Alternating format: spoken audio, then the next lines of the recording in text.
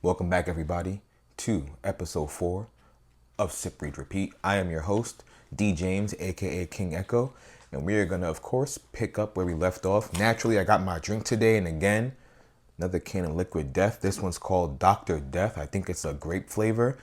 Again, man, not sponsored, but Liquid Death is like the only sparkling water that I can actually, appreciate.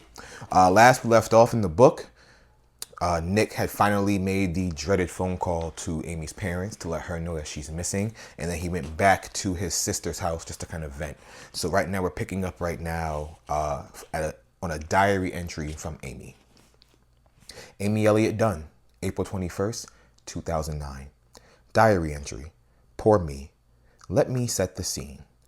Campbell and Inslee and I are all down in Soho having dinner at Tableau. Lots of goat cheese tarts, lamb meatballs, and rocket greens. I'm not sure what all the fuss is about, but we are working backward. Dinner first, then drinks in one of those little nooks Campbell has reserved. A mini closet where you can lounge expensively in a place that's not too different from, say, your living room. But fine, it's fun to do the silly trendy things sometimes. We are all overdressed in our little flashy frocks, our slasher heels, and we all eat small plates of food bites that are as decorative and unsubstantial, I don't know why I'm struggling right now, as we are. We've discussed having our husbands drop by to join us for the drinks portion. So there we are, post-dinner, tucked into our nook, mojitos and martinis and my bourbon delivered to us by a waitress who could be auditioning for the small role of fresh-faced girl just off the bus. We are running out of things to say. It's a Tuesday, and no one is feeling like it is anything but. The drinks are being carefully drunk. Inslee and Campbell both have vague appointments the next morning, and I have work, so we aren't gearing up for a big night. We are winding down, and we are getting dull-witted, bored. We would leave if we weren't waiting for the possible appearance of the men. Campbell keeps peeking at her BlackBerry. Inslee studies her flexed calves from different angles. John arrives first. Huge apologies to Campbell. Big smiles and kisses for us all. A man just thrilled to be here. Just delighted to arrive at the tail end of a cocktail hour across town so he can guzzle a drink and head home with his wife. George shows up about 20 minutes later. Sheepish, tense. A terse excuse about work. Inslee snapping at him. You're 40 minutes late. Him nipping back. Yeah, sorry about making us money. The two barely talking to each other as they make conversation with everyone else. Nick never shows. No call. We wait another 45 minutes. Campbell solicitous? Man, I gotta get my vocabulary up apparently. Probably got hit with some last minute deadlines, she says, and smiles toward good old John, who never lets last minute deadlines interfere with his wife's plans. Inslee's anger thawing toward her husband as she realizes he's only the second biggest jackass of the group. You sure he hasn't even texted, sweetie? Me? I just smile. Who knows where he is? I'll catch him at home. And then it is the men of the group who look stricken. You mean that was an option? Take a pass in the night with no nasty consequences? No guilt or anger or sulking? Well, maybe not for you guys. Nick and I, we sometimes laugh out loud at the horrible things women make their husbands do to prove their love. The pointless tasks, the myriad sacrifices, the endless small surrenders. We call these men the dancing monkeys. Nick will come home sweaty and salty and beer loose from a day at the ballpark, and I'll curl up in his lap, ask him about the game, ask him if his friend Jack had a good time, and he'll say, oh, he came down with a case of the dancing monkeys. Poor Jennifer was having a real stressful week and really needed him at home. Or his buddy at work, who can't go out for drinks because his girlfriend really needs him to stop by some bistro where she is having dinner with a friend from out of town, so they can finally meet, and so she can show how obedient her monkey is. He comes when I call, and look how well-groomed. Wear this, don't wear that, do this chore now, and do this chore when you get a chance, and by that I mean now, and definitely give up the things you love from me, so I will have proof that you love me best. It's the female pissing contest. Is this true? Is this factual? Y'all be doing this? As we swan around our book clubs and our cocktail hours, there are few things women love more than being able to detail the sacrifices our men make for us. A call and response. The response being, oh, that's so sweet.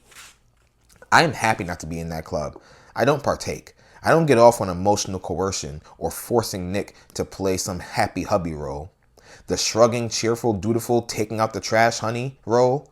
Every wife's dream man, the counterpart to every man's fantasy of the sweet, hot, laid-back woman who loves sex and a stiff drink. I like to think I am confident and secure and mature enough to know Nick loves me without him constantly proving it. I don't need pathetic dancing monkey scenarios to repeat to my friends. I am content with letting him be himself. I don't know why women find that so hard. When I get home from dinner, my cab pulls up just as Nick is getting out of his own taxi, and he stands in the street with his arms out to me and a huge grin on his face. Baby! And I run up and I jump into his arms, and he presses a stubbly cheek against mine. What did you do tonight, I ask? Some guys were playing poker after work, so I hung around for a bit. Hope that was okay. Of course, I say. More fun than my night. Who all showed up? Oh, Campbell and Inslee and their dancing monkeys. Boring. You dodged a bullet. A really lame bullet. He squeezes me into him, those strong arms, and hauls me up the stairs. God, I love you, he says. Then comes sex and a stiff drink and a night of sleep and a sweet, exhausted rat's tangle in our big, soft bed. Poor me. Nick done. 1 day gone. I didn't listen to go about the booze. I finished half the bottle sitting on her sofa by myself, my 18th burst of adrenaline kicking in just when I thought I'd finally go to sleep. My eyes were shutting, I was shifting my pillow, my eyes were closed, and then I saw my wife, blood clotting from her blonde hair, weeping and blind in pain, scraping herself together along our kitchen's floor, calling my name. Nick, Nick, Nick. I took repeated tugs in the bottle, psyching myself up for sleep, a losing routine. Sleep is like a cat. It only comes to you if you ignore it. I drank more and continued my mantra. Stop thinking, swig. Empty your head, swig now. Swig. Now, seriously, empty your head. Do it now. Swig. You need to be up sharp tomorrow. You need sleep. Swig. I got nothing more than a fussy nap toward dawn. Woke up an hour later with a hangover. Not a disabling hangover, but decent. I was tender and dull. Fuggy. Maybe still a little drunk. Did she mean foggy? It definitely says fuggy. I started walk to Go's Subaru, the movement feeling alien, like my legs were on backwards. I had temporary ownership of the car. The police had graciously accepted my gentle used Jetta for inspection along with my laptop. All just formality, I was assured. I drove home to get myself some decent clothes. 3 police cruisers sat on my block. Our very few neighbors milling around. No Carl, but there was Jen Teverer, the Christian lady, and Mike, the father of the 3-year-old IVF triplets, Trinity, Topher, and Tallulah. I hate them all just by name, said Amy, a grave judge of anything trendy. When I mentioned that the name Amy was once trendy, my wife said, Nick, you know the story of my name. I had no idea what she was talking about. Jan nodded from a distance without meeting my eyes, but Mike strode over to me as I got out of my car. I'm so sorry, man. Anything I can do, just let me know. Anything. I did the mowing this morning, so at least you don't need to worry about that. Mike and I took turns mowing all the abandoned foreclosed properties in the complex. Heavy rains in the spring had turned yards into jungles, which encouraged an influx of raccoons. We had raccoons everywhere, gnawing through our garbage late at night, sneaking into our basements, lounging on our porches like lazy house pets. The mowing didn't seem to make them go away, but we could at least see them coming now. Thanks, man. Thank you, I said. Man, my wife, she's been hysterical since she heard, he said. Absolutely hysterical. I'm so sorry to hear that, I said. I pointed at my door. Just sitting around crying over pictures of Amy. I had no doubt that 1,000 internet photos had popped up overnight just to feed the pathetic needs of women like Mike's wife. I had no sympathy for drama queens. Hey, I gotta ask, Mike started. I patted his arm and pointed again at the door, as if I had some pressing business. I turned away before he could ask any questions and knocked on the door of my own house. Officer Velasquez escorted me upstairs, into my own bedroom, into my own closet, past the silvery perfect square gift box, and let me rifle through my things. It made me tense, selecting clothes in front of this young woman with long brown braid, this woman who had to be judging me, forming an opinion. I ended up grabbing blindly. The final look was business casual, slacks and short sleeves, like I was going to a convention. It would make an interesting essay, I thought, picking out appropriate clothes when a loved one goes missing. The greedy, angle-hungry writer in me, impossible to turn off. I jammed it all into a bag and turned back around, looking at the gift box on the floor. Could I look inside? I asked her. She hesitated and played it safe. No, I'm sorry, sir. Better not right now. The edge of the gift wrapping had been carefully slit. Has somebody looked inside? She nodded. I stepped around Velasquez toward the box. If it's already been looked at, then she stepped in front of me. Sir, I can't let you do that. This is ridiculous. It's from me. It's to me, from my wife. I stepped back around her, bent down, and had one hand on the corner of the box when she slapped an arm across my chest from behind. I felt a momentary spurt of fury that this woman had presumed to tell me what to do in my own home. No matter how hard I try to be my mother's son, my dad's voice comes into my head unbidden, depositing awful thoughts, nasty words. Sir, this is a crime scene. You stupid bitch. Suddenly, her partner, Riordan, sounds like a Pokemon, was in the room and on me too, and I was shaking them off. Fine, fuck. And they were forcing me down the stairs. A woman was on all fours in the front door, scrolling along the floorboards, searching, I assumed for blood splatter. She looked up at me impassively, then back down. I forced myself to decompress as I drove back to Go's to dress.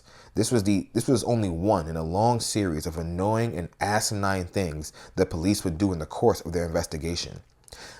I like rules that make sense, not rules without logic. So I needed to calm down. Do not antagonize the cops, I told myself. Repeat if necessary. Do not antagonize the cops. I ran into Boney as I entered the police station, and she said, Your in-laws are here, Nick. Oh no, your in-laws are here, Nick. In an encouraging tone, like she was offering me a warm muffin. Mary Beth and Rand Elliott were standing with their arms around each other, middle of the police station. They looked like they were posing for prom photos. That's how I always saw them. Hands patting, chins nuzzling, cheeks rubbing. Whenever I visited the Elliott home, I became an obsessive throat clearer. I'm about to enter, because the Elliots could be around any corner cherishing each other. They kissed each other full in the mouth whenever they were parting, and Rand would cup his wife's rear as he passed her. That's love. It was foreign to me. Nah, that's love. My parents divorced when I was 12, and I think, maybe, when I was very young, I witnessed a chaste cheek kiss between the two when it was impossible to avoid. Christmas, birthdays, dry lips. On their best married days, their communications were entirely transactional. We're out of milk again. I'll get some today. I need this ironed properly. I'll do that today. How hard is it to buy milk? Silence. You forgot to call the plumber. Sigh. God damn it. Put on your coat right now and go out and get some goddamn milk. Now. These messages and orders brought to you by my father, a mid-level phone company manager who treated my mother at best like an incompetent employee. At worst, he never beat her, but his pure, inarticulate fury would fill the house for days, weeks at a time, making the air humid, hard to breathe. My father stalking around with his lower jaw jutting out, giving him the look of a wounded, vengeful boxer, grinding his teeth so loud you could hear it across the room, throwing things near her, but not exactly at her. I'm sure he told himself, I never hit her. I'm sure because of this technicality, he never saw himself as an abuser. But he turned our family life into an endless road trip with bad directions and a rage-clenched driver, a vacation that never got a chance to be fun. Don't make me turn this car around. Please, really? Turn it around.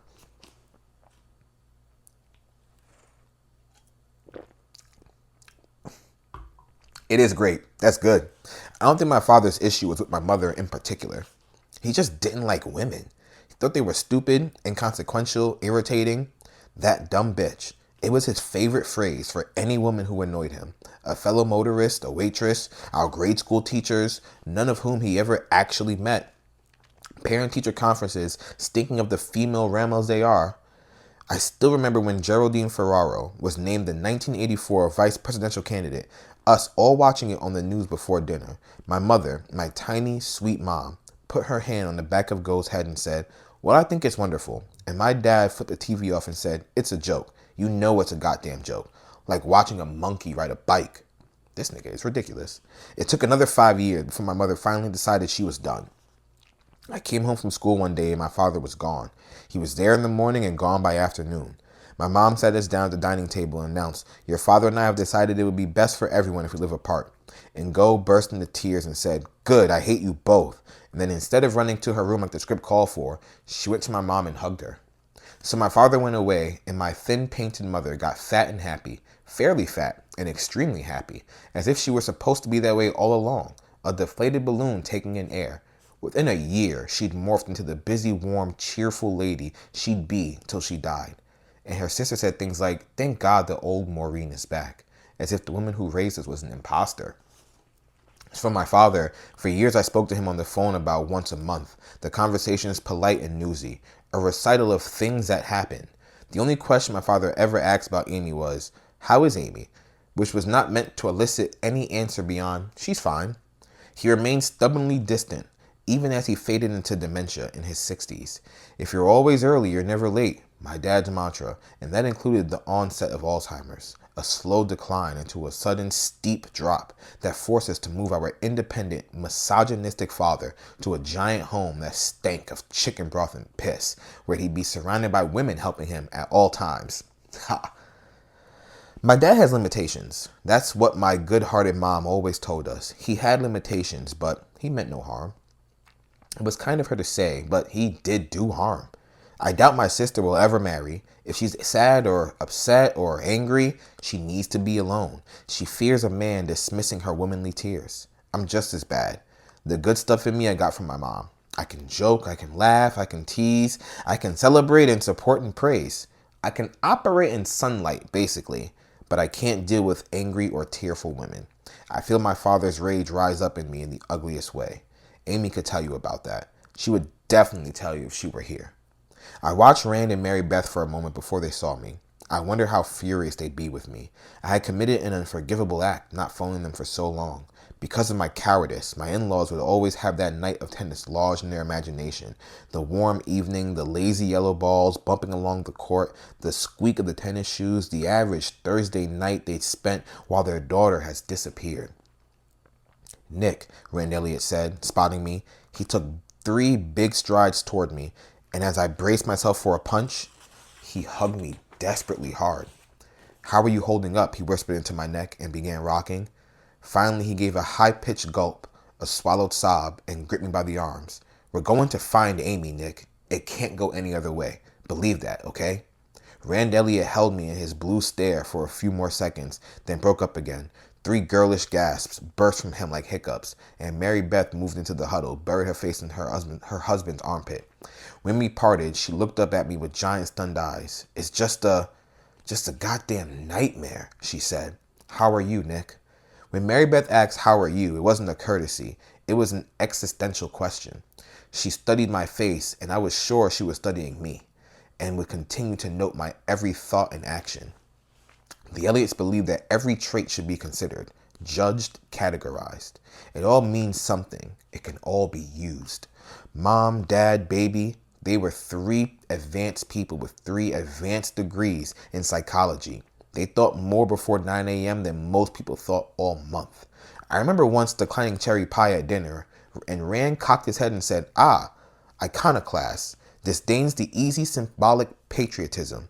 And when I tried to laugh it off and said, "Well, I don't like cherry cobbler either," Mary Beth touched Rand's arm. "Because of the divorce, all these comfort foods, the desserts the family eats together, those are just bad memories for Nick." It was silly, but incredibly sweet. These people spending so much energy trying to figure me out. The answer? I don't like cherries. By 11:30, the station was a rolling boil of noise.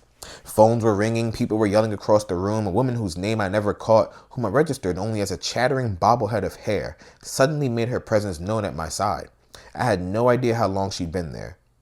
And the main point of this, Nick, is just to get people looking for Amy and knowing she's a family who loves her and wants her back. This will be very controlled. Nick, you will need to... Nick? Yep. People will want to hear a quick statement from her husband. From across the room, Go was darting toward me. She dropped me at the station, then ran by the bar to take care of bar things for 30 minutes. And now she was back, acting like she'd abandoned me for a week, zigzagging between desks, ignoring the young officer who clearly been assigned to usher her in, neatly, in a hushed, dignified manner. "Okay so far," Go said, squeezing me with one arm. The dude hug. The Dunn kids don't perform hugs well. Go's thumb landed on my right nipple. "I wish Mom was here," she whispered, which is what I've been thinking. "No news?" she asked when she pulled away. "Nothing. Fucking nothing. You look like you feel awful." I feel like fucking shit. I was about to say what an idiot I was, not listening to her about the booze. I would have finished the bottle too. She patted my back. "It's almost time," the PR woman said, again appearing magically. "It's not a bad turnout for July 4th weekend." She started herding us all toward a dismal conference room, aluminum blinds and folding chairs, and a clutch of bored reporters, and up onto the platform.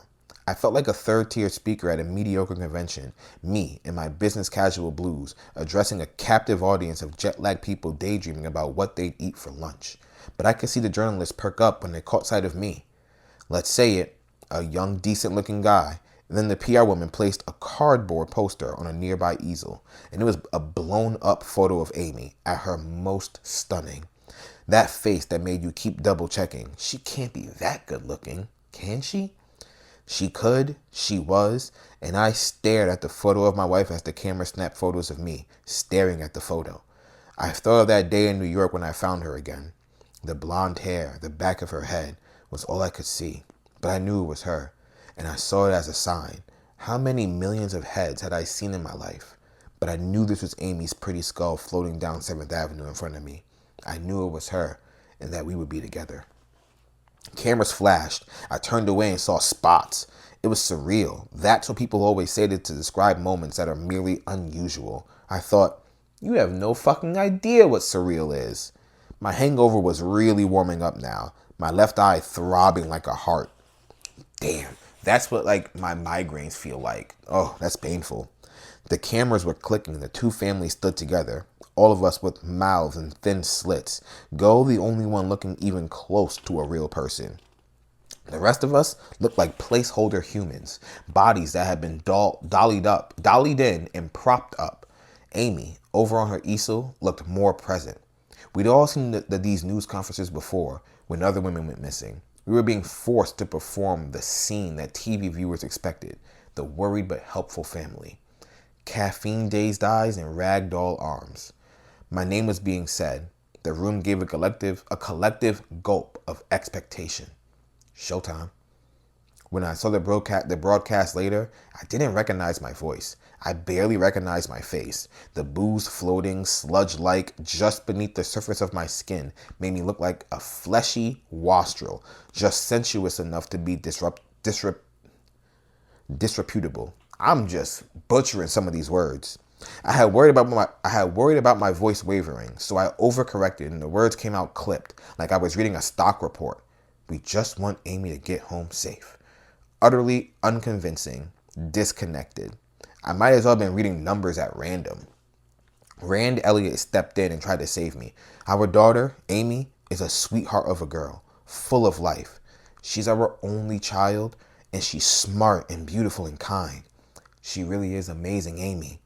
And we want her back. Nick wants her back. He put a hand on my shoulder, wiped his eyes, and I, involuntarily, turned to steel. My father again.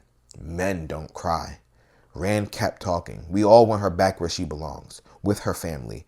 We've set up a command center over at the Days Inn. The news report would show Nick Dunn, husband of the missing woman, standing metallically next to his father-in-law, arms crossed, eyes glazed, looking almost bored as Amy's parents wept. And then worse, my long-time response, the need to remind people I wasn't a dick. I was a nice guy despite the effectless stare, the haughty douchebag face. So there it came, out of nowhere, as Rand begged for his daughter's return. A killer smile.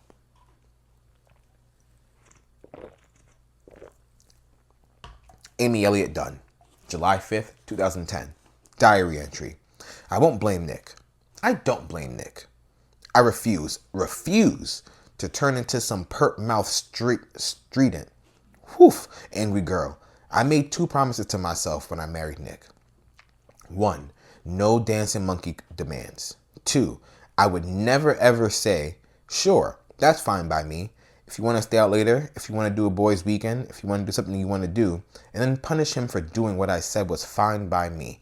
I worry I am coming perilously close to violating both of those promises. But still, it is our 3rd wedding anniversary, and I am alone in our apartment, my face all masked tight from tears because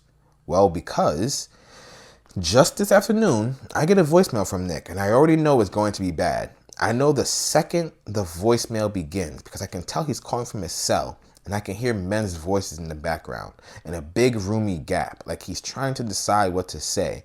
Then I hear his taxi blurred voice, a voice that is already wet and lazy with booze, and I know I am going to be angry. That quick inhale, the lips going tight, the shoulders up, so I don't want to be mad, but I'm going to be feeling. Do men not know that feeling? You don't want to be mad, but you're obligated to be almost, because a rule, a good rule, a nice rule, is being broken. Or maybe rule is the wrong word. Protocol? Nicety? But the rule / protocol / nicety, our anniversary, is being broken for a good reason. I understand. I do. The rumors were true. 16 writers have been laid off at Nick's magazine, a third of the staff. Nick has been spared, for now. But of course he feels obliged to take the others out to get drunk. They are men, piled in a cab, heading down 2nd Avenue, pretending to be brave. A few have gone home to their wives, but a surprising number have stayed out. Nick will spend the night of our anniversary buying these men drinks, going to strip clubs and cheesy bars, flirting with 22-year-olds. My friend here just got laid off. He could use a hug. These jobless men will proclaim Nick a great guy as he buys their drinks on a credit card linked to my bank account. Nick will have a grand old time on our anniversary, which he didn't even mention in the message. Instead, he said, I know we had plans, but I am being a girl. I just thought it'd be a tradition. All across town, I have strewn these little love messages, reminders of our past year together, my treasure hunt. I can picture the third clue fluttering from a piece of scotch tape in the crook of the V of the Robert Indiana love sculpture up near Central Park. Tomorrow, some bored 12-year-old tourist stumbling along behind his parents is going to pick it off, read it, shrug, and let it float away like gum wrapper.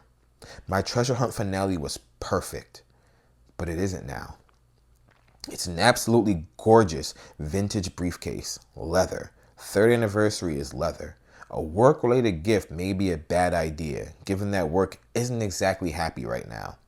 In our kitchen, I have 2 live lobsters, like always. Or like that was supposed to be like always. I need to phone my mom and see if they can keep for a day, scrambling dazedly around their crate, or if I need to stumble in and with my wine-lame eyes, battle them and boil them in a pot for no good reason. I'm killing 2 lobsters I won't even eat. Dad phoned to wish us happy anniversary, and I pick up the phone. I was going to play it cool, but then I started crying when I started talking. I was doing the awful chick talk cry. What? Ha? What? Go what? Nice.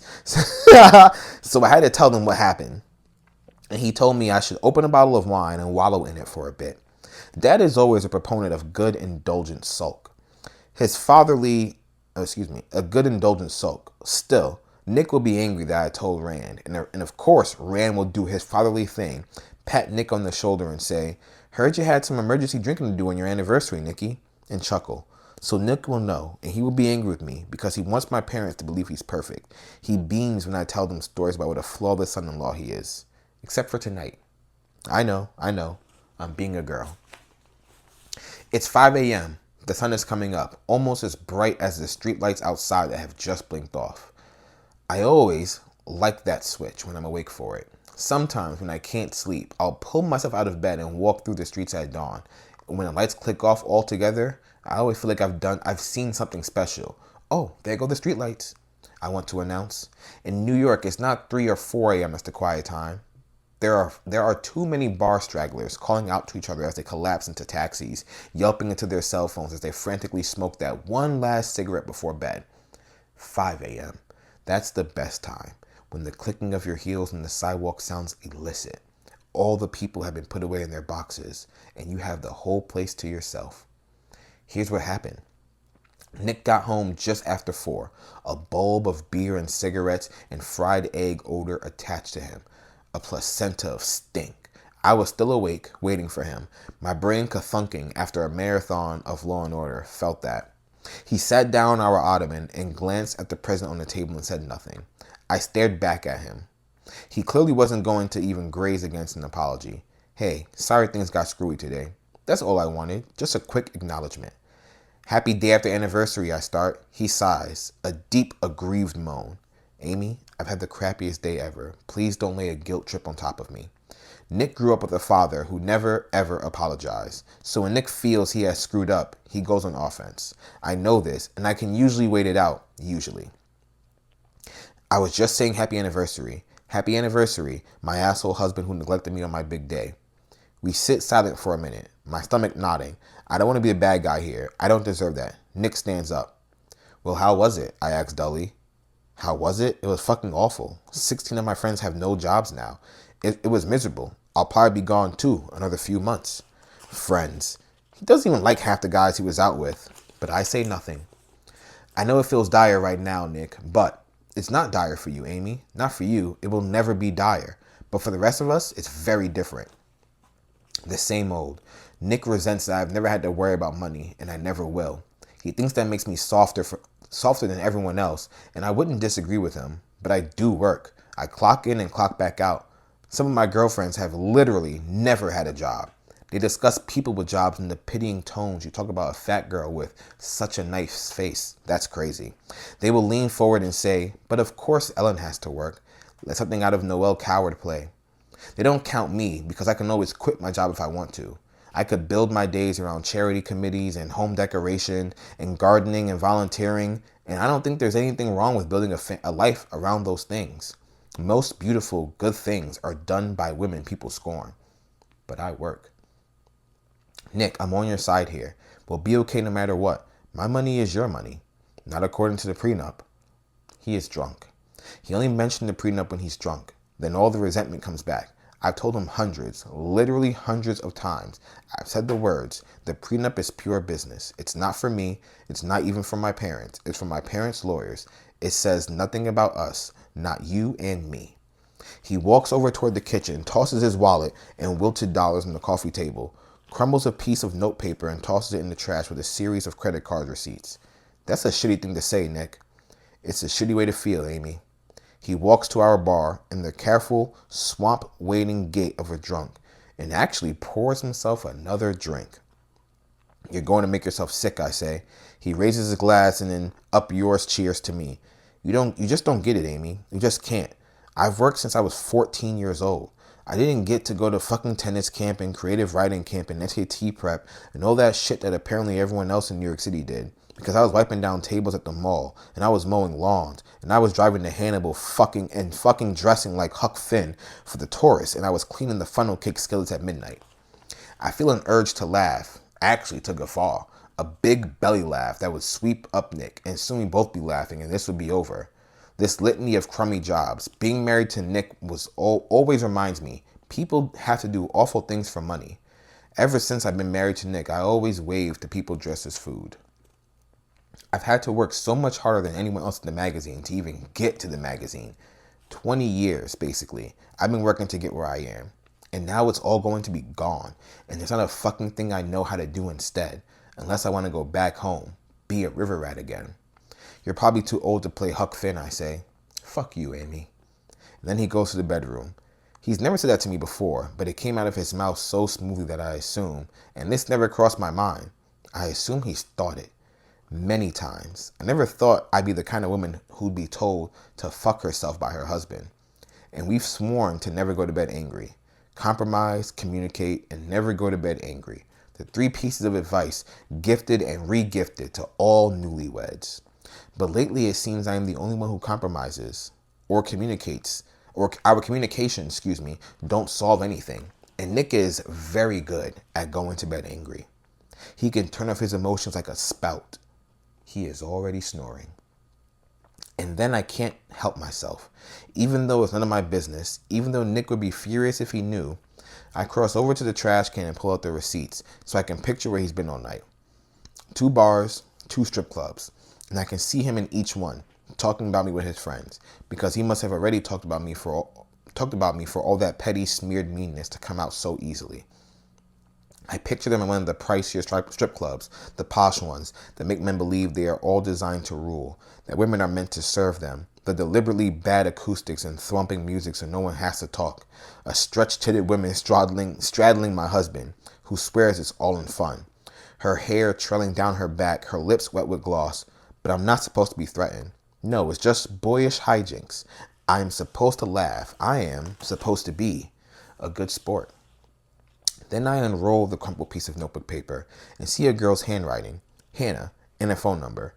I wish it were like the movies, the name something silly, Candy or Bambi, something you could roll your eyes at. Misty with two heart eyes over the eyes. But it's Hannah, which is a real woman, presumably like me. Nick has never cheated on me. He has sworn it, but I also know he has ample opportunity. I could ask him about Hannah, and he say, I have no idea why she gave me her number, but I didn't want to be rude, so I took it, which may be true. Or not. He could cheat on me, and he would never tell me, and he would think less and less of me for not figuring it out. He would see me across the breakfast table, innocently slurping cereal, and know that I am a fool. And how can anyone respect a fool? Now I am crying again, with Hannah in my hand. It's a very female thing, isn't it? To take one boys' night and snowball it into a marital infidelity that will destroy our marriage. I don't know what I'm supposed to do. I'm feeling like a shrill fishwife or a foolish doormat. I don't know which. I don't want to be angry. I can't even figure out if I should be angry. I consider checking into a hotel. Let him wonder about me for a change. I stay where I am for a few minutes, and then I take a breath and wade into our booze-humid bedroom. And when I get in bed, he turns to me and wraps his arm around me and buries his face in my neck. And at the same time, we both say, I'm sorry. Nick done. One day gone. Flash bulbs exploded and I dropped the smile, but not soon enough. I felt a wave of heat roll up my neck and beads of sweat broke out on my nose. Stupid, Nick, stupid. And then, just as I was pulling myself together, the press conference was over and it was too late to make any other impression. I walked out with the Elliots, my head ducked low as more flashbulbs popped. I was almost to the exit when Gilpin trotted across the room toward me, flagging me down. Can I grab a minute, Nick? He updated me as we headed toward the back office. We checked out that house in your neighborhood that was broken into. Looks like people camped out there, so we've got a lab there. And we found another house in the edge of your complex had some squatters. I mean, that's what worries me, I said. Guys are camped out everywhere. This whole town is overrun with pissed off, unemployed people. Carthage was, until a year ago, a company town, and that company was the sprawling Riverway Mall, a tiny city unto itself that once employed 4,000 locals, a fifth the population. It was built in 1985, a destination mall meant to attract shoppers from all over the Middle West. I still remember the opening day. Me and Go, Mom and Dad, watching the festivities from the very back of the crowd in the vast tarred parking lot because our father always wanted to be able to leave quickly from anywhere. I felt that. Even at baseball games, we parked by the exit and left at the 8th inning. Me and Go, a predictable set of mustard-smeared wines, petulant and sun-fevered. We never get to see the end, but this time our fairway vantage was desirable because we got to take in the full scope of the event. The impatient crowd leaning collectively from one foot to another. The mayor atop a red, white, and blue daze. The booming words, pride, growth, prosperity, success, rolling over us. Soldiers on the battlefield of consumerism, armed with vinyl-covered checkbooks and quilted handbags. And the doors opening, and the rush into the air conditioning, the muzak, the smiling salespeople who were our neighbors. My father actually let us go inside that day, actually waited in line and bought us something that day. Sweaty paper cups brimming with orange Julius.